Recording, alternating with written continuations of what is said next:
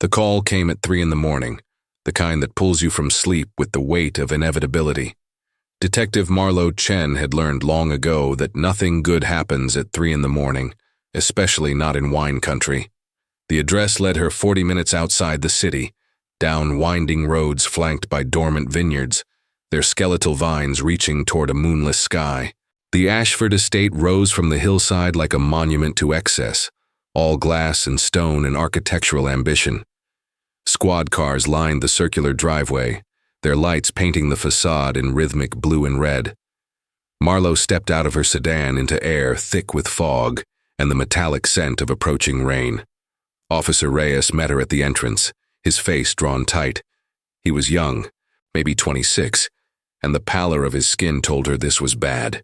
She had worked enough crime scenes to read the tells. The way he swallowed before speaking, the way his eyes wouldn't quite meet hers. This one had gotten under his skin. Inside, the mansion breathed wealth. Marble floors stretched toward vaulted ceilings. Abstract art punctuated walls painted in shades of cream and pearl. Everything whispered money, the kind that insulates you from the world's ugliness. Except tonight, ugliness had found its way inside anyway. Reyes led her through the main floor, past a living room that could host 50 people, down a hallway lined with photographs of vineyards and wine labels. At the end, a heavy oak door stood open, revealing stone steps descending into darkness. The wine cellar was a cathedral to fermented grapes. Temperature-controlled perfection. Soft lighting that caressed bottles worth more than most people's cars. Rows upon rows of wine stretched into the shadows, each bottle precisely placed, each vintage catalogued with obsessive care. And there, between the Bordeaux and Burgundy sections, lay Vivienne Ashford. Her body was positioned awkwardly, one arm bent beneath her at an unnatural angle, her head resting against the base of an oak shelving unit. Blood had pooled around her skull, dark and viscous, seeping between the stones. She wore an ivory silk blouse now stained with crimson black slacks. Heels kicked off nearby as if she'd been interrupted mid-task. Marlowe crouched beside the body, careful not to disturb the scene. Vivienne Ashford had been beautiful once, probably still was beneath the death mask. Mid-50s, blonde hair beginning to silver at the temples, skin that spoke of expensive dermatologists and religious sunscreen application. Her eyes were open, staring at nothing, reflecting the cellar's amber lights. The forensics team worked around her with quiet efficiency, cameras flashing, evidence bags rustling. But what drew Marlowe's attention was the wine glass, shattered crystal scattered across the floor near Vivienne's outstretched hand, and on one particularly large shard, a smear of blood that looked fresh, brighter than the pool around the victim's head. She stood, turned to the lead forensic tech. Davidson was methodical, brilliant, someone who let evidence speak before theories clouded judgment. He held up an evidence bag containing the blood-stained glass shard. His expression was troubled, which meant something didn't fit. Marlowe knew that look. She'd worn it herself enough times. Davidson spoke quietly, aware that others were listening. The blood on the glass didn't match the victim's type. Preliminary field tests showed O positive. Vivienne was AB negative. Someone else had bled here recently enough that the blood hadn't fully dried. Someone who had either witnessed what happened or been part of it. Someone who was still breathing somewhere in this oversized monument to wine and wealth. Upstairs, Sienna Ashford sat in the living room, wrapped in a cashmere throw despite the house being perfectly climate-controlled. She was 28, but looked younger in her shock. Her dark hair pulled back in a messy ponytail, her face scrubbed clean of makeup. She held a mug of tea that had long since gone cold, her hands trembling just enough to make the liquid ripple. When Marlowe entered, Sienna looked up with eyes that were red but dry, as if she'd cried herself empty hours ago. Marlowe sat across from her, close enough to read micro-expressions, far enough to avoid seeming aggressive. She'd interviewed hundreds of people in situations like this. The guilty and the innocent often looked the same in the immediate aftermath, both trapped in disbelief that the world had shifted so violently beneath their feet. The key was patience, observation, letting them tell their story while watching for the places where the narrative snagged. Sienna's voice was hoarse when she finally spoke. She'd come home around 11, she said. She worked in the city as a wine consultant, a job her mother had essentially arranged, calling in favors and opening doors that would have remained closed otherwise. Vivienne had been alive then, working in the cellar as she often did late at night. Her mother was meticulous about inventory, about temperature, about every detail of the collection she'd spent 30 years assembling. Sienna had gone straight to her room on the second floor. She'd been exhausted, she said. There had been an argument earlier that evening, before Sienna left for work. Something about Sienna's boyfriend, Ethan. Her mother disapproved, which was nothing new. Vivienne disapproved of everything Sienna did. Marlowe watched Sienna's hands as she spoke, the way they moved to her lap, fingers intertwining, knuckles white with pressure. There was a small cut on her left palm, maybe an inch long, sealed with a butterfly bandage. Fresh. When asked about it, Sienna's eyes flickered away for just a moment before returning. She'd cut herself on a wine glass earlier that day, she explained. She'd been helping her mother catalog a new shipment. The glass had slipped, shattered. A stupid accident. It happened all the time in their work. The timeline Sienna provided felt rehearsed in its precision. She'd arrived home at 11. She'd heard her mother moving around downstairs until maybe midnight. Then silence. She'd fallen asleep. She woke around 2:30 to use the bathroom and noticed the cellar light was still on. She went down to check, thinking her mother had forgotten to turn it off. That's when she found her. That's when she screamed loud enough to wake their housekeeper, Mrs. Brennan, who lived in the guest house out back. Mrs. Brennan had called the police. But there were gaps. Holes large enough to drive doubt through. If Sienna had gone straight to her room at 11, why had neighbors reported hearing raised voices from the property around 11:30? If she'd fallen asleep so easily, why did she look like she hadn't slept in days? And most importantly, why was her blood on a wine glass found next to her dead mother when she claimed to have cut herself earlier that day, in a completely different incident? Marlowe didn't push yet. Not with formal questions, not with accusations. She simply asked if Ethan had been here tonight. Sienna's reaction was immediate, physical. Her shoulders tensed. Her jaw tightened. She said no firmly. Ethan hadn't been here in over a week. Her mother had forbidden him from the property after their last argument. Vivienne thought he was using Sienna to advance his career, thought he was manipulative and opportunistic. Sienna insisted her mother was wrong, that Vivienne had never approved of anyone she dated. That control was her mother's addiction. The bitterness in Sienna's voice when she spoke about Vivienne was striking. Not the grief-softened memories of the bereaved, but something sharper. Years of resentment compressed into every syllable. She described a childhood of impossible expectations, of love offered only as reward for achievement, of a mother who saw her daughter as an extension of herself rather than a separate person. Vivienne had dictated Sienna's education, her career path, her social circle. When Sienna had tried to forge her own way, Vivienne had used money as leverage, threatening to cut her off, to destroy relationships, to ensure Sienna remained dependent and compliant. Marlowe had heard similar stories before. Families that looked perfect from the outside, all wealth and achievement in carefully curated social media posts, rotting from within. The abuse that left no visible bruises, the control that masqueraded as concern, the manipulation painted as guidance. It was a particular kind of hell, one that society often dismissed because the victim had material comfort, as if money could fill the void where unconditional love should live. But understanding motive wasn't the same as proving guilt. Marlowe needed facts, evidence, the kind of truth that would hold up under scrutiny. She asked to see Sienna's room. Sienna agreed without hesitation, which was either a sign of innocence or excellent preparation. The bedroom was surprisingly sparse for someone living in a mansion. A queen bed with plain white linens. A desk covered in wine industry journals. Clothes hung neatly in the closet, mostly work attire, blacks and grays and navies. No clutter, no personality, no indication that someone actually lived here rather than simply existing between obligations. On the nightstand, Marlowe noticed a prescription bottle, sertraline, An antidepressant. Sienna followed her gaze and offered the explanation before being asked. She'd been in therapy for 2 years, working through what her therapist called complex PTSD from years of emotional abuse.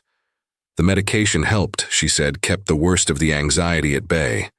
But lately, she'd been considering something more drastic. She'd been saving money, planning to leave.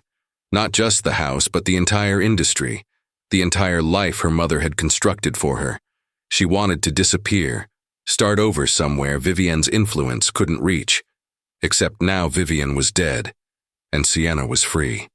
Free in a way she'd been planning but hadn't yet achieved. Free in a way that made her the most obvious suspect. Downstairs, Marlowe found Mrs. Brennan in the kitchen making coffee with shaking hands. She was 60-something, gray-haired, the kind of woman who'd spent her life serving the wealthy while remaining invisible.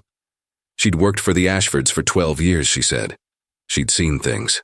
The fights, the tears, the way Vivienne could reduce Sienna to a sobbing mess with just words. She'd also seen Sienna's transformation over the past year. The way she'd started pushing back, finding her spine, refusing to accept her mother's pronouncements as law. Mrs. Brennan had been asleep in the guest house when she heard the scream. She'd come running, found Sienna at the top of the cellar stairs, hysterical. The girl had been covered in her mother's blood, Mrs. Brennan said, as if she'd cradled the body. But when Marlowe asked about Sienna's hands, about whether she'd noticed the cut on Sienna's palm, Mrs. Brennan hesitated. She hadn't noticed blood on Sienna's hands specifically. She'd been too focused on getting the girl calm enough to call for help. Dawn broke cold and gray as Marlowe drove into the city to find Ethan Kirby. He lived in a modest apartment in a neighborhood that tried hard to be trendy, all craft coffee shops and vintage clothing stores and murals covering every available wall. He answered the door in sweatpants and a wrinkled t-shirt, his dark hair disheveled, his eyes widening when he saw Marlowe's badge.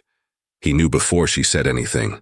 The news had already spread through wine country's tight-knit community. Vivienne Ashford was dead.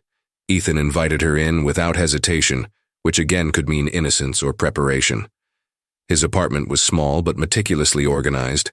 Wine books lined shelves arranged by region and vintage.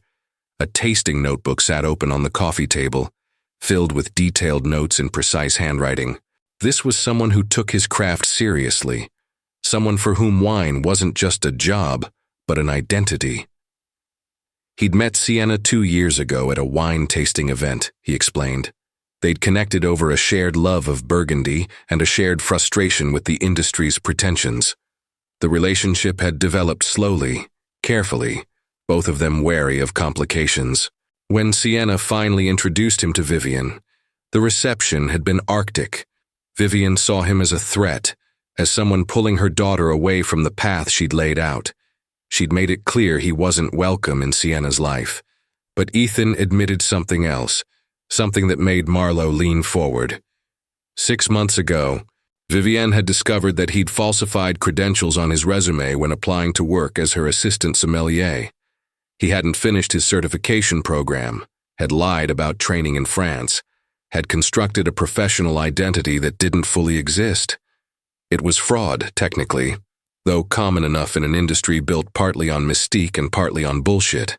Vivienne had held it over him like a sword, threatening to expose him if he didn't end things with Sienna. He'd refused. The standoff had been escalating ever since. Marlowe asked where he'd been last night. Ethan's answer came too quickly, too smoothly. He'd been home alone, working on certification materials he was trying to complete legitimately this time. No witnesses, no alibi, nothing to prove he hadn't driven out to the Ashford estate to confront the woman threatening to destroy his career and his relationship. When Marlowe asked if he'd cut himself recently, if he'd been to the Ashford cellar in the past week despite Vivienne's ban, his composure cracked.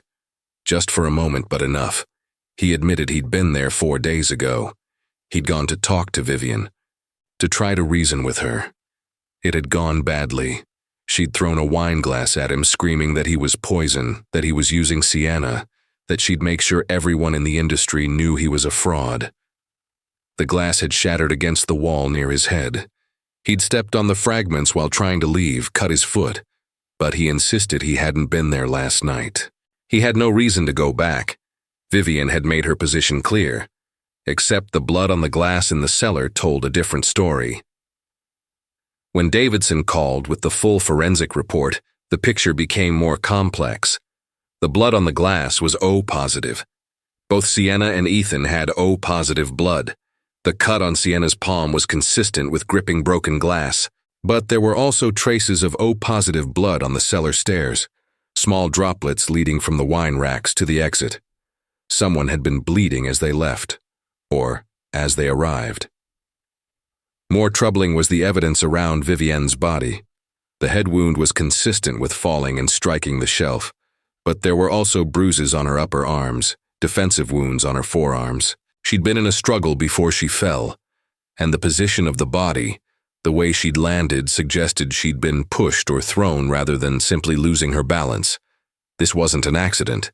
This was violence disguised as misfortune.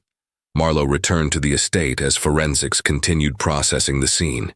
She walked through the cellar again, this time focusing not on the body but on the space itself. The rows of wine, the careful organization, the temperature controls humming quietly in the background. This was Vivienne's domain, her sanctuary. She would have been comfortable here, unguarded. Someone she knew could have approached without raising alarm. The wine glass that had shattered, the one with Sienna's blood, had contained a 2015 Chateau Margaux, a bottle worth over $1,000, not something you opened casually. The bottle itself sat on a nearby tasting table, 3/4 empty. 2 glasses sat beside it, one intact, one shattered. A tasting for 2. Vivienne and someone else had been drinking together before she died. Marlowe called Sienna back in for a formal interview. This time, the softness was gone from her approach. She laid out the evidence methodically. The blood that matched Sienna's type, the timeline that didn't align with her story, the witnesses who'd heard arguing, the fact that she stood to inherit everything now that Vivienne was dead, including freedom from a lifetime of control and abuse. Sienna's composure finally shattered. Tears came, hot and angry. Yes, she'd been in the cellar with her mother that night. Yes, they'd been drinking, trying to have a conversation that had been decades overdue. Sienna had worked up the courage to tell Vivienne she was leaving, that she was done being controlled, that she didn't care about the money or the career or any of it. She just wanted to be free. Vivienne had reacted as she always did, with rage disguised as disappointment. She'd told Sienna she was ungrateful, that without her mother's guidance she was nothing, that Ethan had poisoned her mind. The argument escalated. Vivienne had grabbed Sienna's arm hard enough to bruise, trying to physically prevent her from leaving the cellar. Sienna had pulled away. Vivienne had stumbled backward, her heel caught on the uneven stone floor. She'd fallen, her head striking the oak shelf with a sound Sienna would never forget. Sienna had rushed to her mother, tried to help her up. That's when she'd cut her hand on the broken wine glass, which had fallen and shattered when Vivienne stumbled. But Vivienne wasn't moving, wasn't breathing, and Sienna had panicked. She'd run upstairs, washed the blood from her hands, tried to process what had happened. She'd stood in her bathroom for what felt like hours but was probably only minutes, looking at her reflection and trying to understand that her mother was dead. Then she'd gone back downstairs. She'd screamed for Mrs. Brennan. She'd called the police. But in those minutes between finding the body and reporting it, she'd also made a choice. She decided to simplify the story, to remove herself from the scene because she knew how it would look. The abused daughter, finally free of her abuser, the beneficiary of a death that appeared accidental but reeked of opportunity. Marlowe listened, reading every micro-expression, every tell. Sienna's story felt true in its messiness, its emotional authenticity, but it was also convenient. It painted her as a victim who'd accidentally caused her mother's death in self-defense, rather than someone who'd pushed a controlling parent down in a moment of rage. The question wasn't whether Sienna had been in the cellar. The evidence confirmed that. The question was whether Vivienne's fall had been an accident during a struggle or a deliberate act of violence. And the answer to that question would determine whether Sienna walked free or spent the rest of her life in prison. Marlowe interviewed neighbors, pulled phone records, tracked movements. She learned that Ethan had called Sienna 17 times that night, starting at midnight. Sienna hadn't answered any of them. She'd texted him once at 12:45. "It's done." 2 words that could mean anything or everything. When confronted with the text, Sienna broke down completely. She'd meant that the conversation with her mother was done, she insisted, that she'd finally said what needed to be said. She hadn't told Ethan about the fall, about the death. She'd been in shock, not thinking clearly. The text wasn't a confession. It was just 2 words that looked sinister only in hindsight.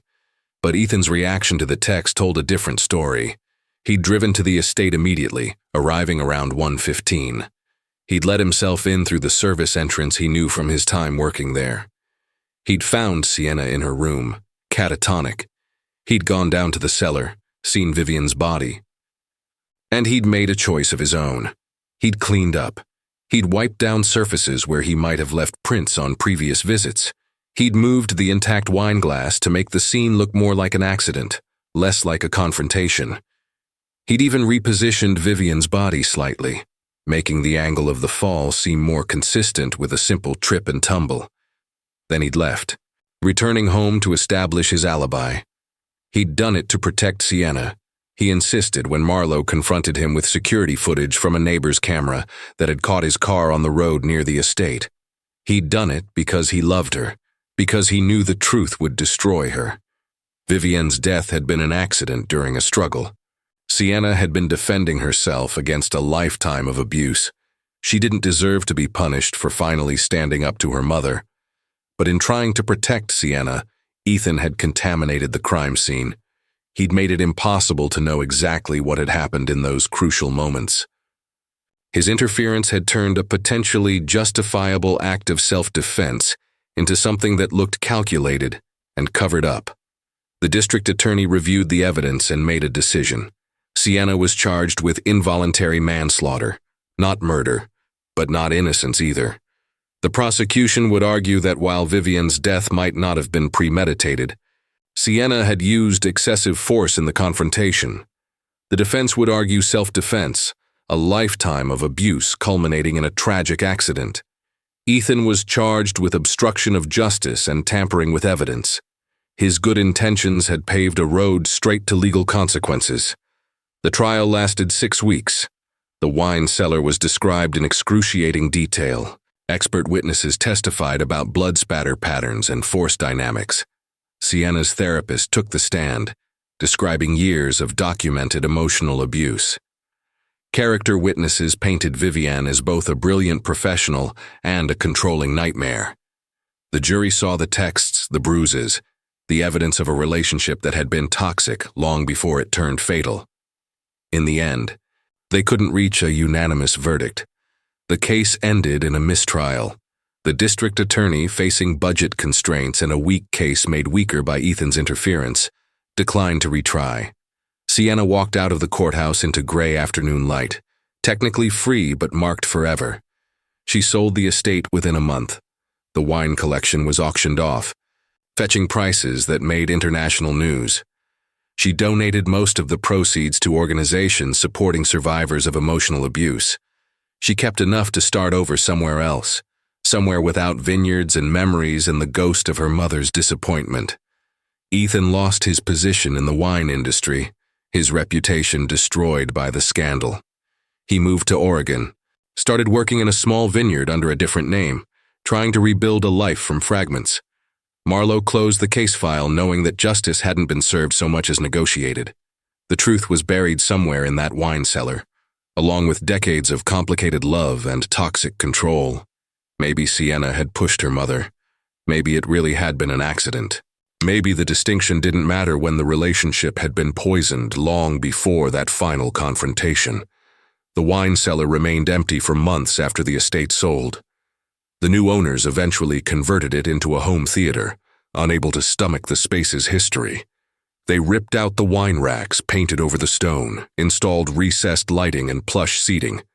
But sometimes, late at night, they reported smelling wine, rich and complex, hanging in the air like an accusation. Marlowe kept a photo from the crime scene in her case file. Not of the body, but of the shattered wine glass, its fragments catching the light like broken promises.